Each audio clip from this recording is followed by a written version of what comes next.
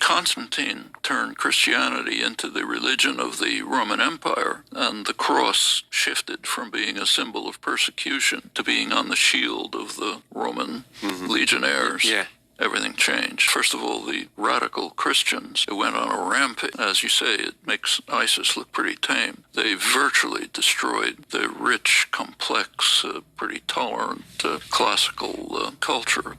Statues, paintings, literature, philosophy, everything had to go. And they instituted a dark ages of totalitarianism, literal, for a millennium. There was a totalitarian God who not only controlled you, but looked into your mind. You had to do what he said. So one thing I want to go ahead and correct is the fact that Constantine didn't turn Christianity into the state religion. I know some of you already started typing that before I even got here.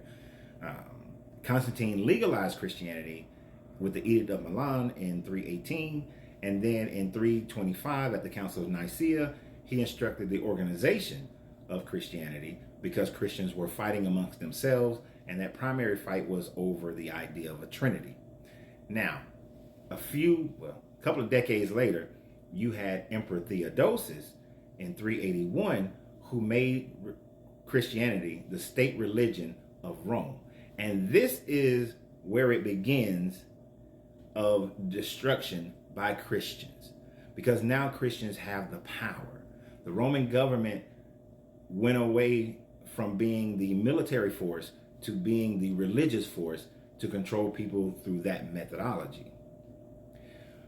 One of the ways we know that they went about and created this, what they call the Dark Ages, in destroying statues and pictures and paintings, they took over all the churches of other people and made them into Christian churches. So when you go to a place like Rome, or you go to anywhere in the Mediterranean that was controlled by Rome, you will see that they took like Greek temples and converted those into Christian temples. They took churches of Dionysus, churches of Ra, and churches of all these other deities that other people worshiped prior, and converted them into Christian churches.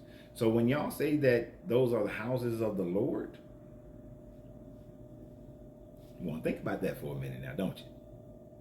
Are they truly houses of your God? Because you simply just took from other people. They destroyed many of the paintings and pictures. One that I'm thinking about doing a video on, a longer video about, is the fact that Moses, and there's still some, you can find some, statues of Moses where he had horns on his head. The reason why Moses had horns on his head is not because they were trying to portray him as some other deity, but they was, according to the Bible and according to the Old Testament, Moses was looked upon as a divine being. And since Moses was looked upon as a divine being, I mean, his body was argued about, and because God wanted his body, so an angel, I think Michael, argued with the devil, so to speak, to get his body so that he can come back and be one of the two witnesses at the wall. But in those statues, they portrayed Moses with horns on his head. The reason why they portrayed him with horns on his head, because horns were symbols of divinity, symbols of power in the Old Testament days. Most of the gods of that time frame in the BCE era, they were depicted with horns. You had the god Pan, you had Baal, you had even Yahweh, according to Deuteronomy. I believe it's Deuteronomy 25. You have Yahweh depicted with horns. Horns symbolize power, so when Christians started making statues of people like Moses, they gave him horns. It wasn't about the devil. That's a later creation when the devil had horns, because as they look around and they see that all the other people's deities have horns, and now Moses got horns, they wanted to create a separation from Moses and the rest of the divine beings or the highly spiritualized people. So they destroyed many of the 1st, 2nd, 3rd century, 4th century Christian architecture, paintings, and things of that nature. So they even destroyed their own stuff, and then went about controlling the people with inquisitions and witch hunts and all these sorts of things, because they became the power.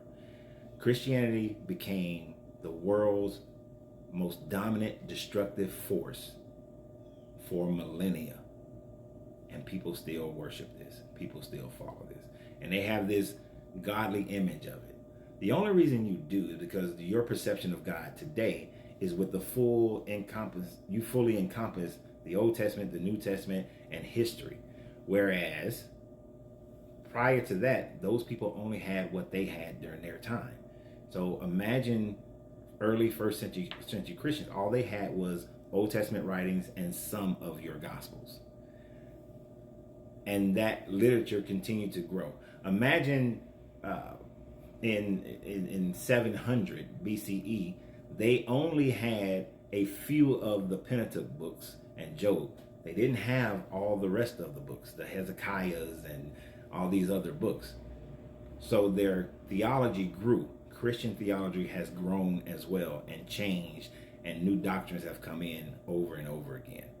But Christianity has never, ever, because they began fighting from day one, been a religion where everybody just got along. And if this God is a God of order, why is it that they've always had strife?